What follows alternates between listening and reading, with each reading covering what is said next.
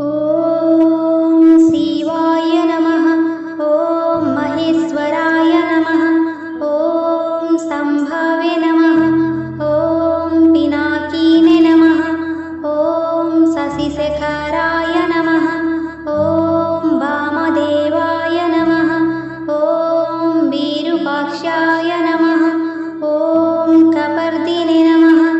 ॐ नीललोहिताय नमः। ॐ शङ्कराय नमः। ॐ शूलपाणाय नमः। ॐ खट्वाङ्गिने नमः।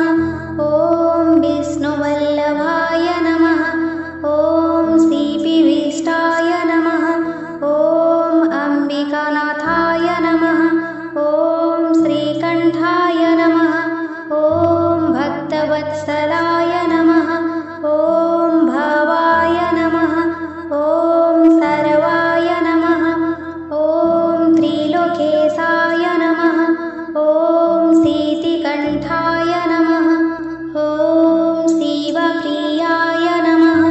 ॐ उग्राय नमः। ॐ कपालिने नमः।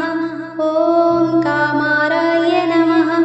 ॐ अन्धकारसुरसुदनाय नमः। ॐ गङ्गाधराय नमः।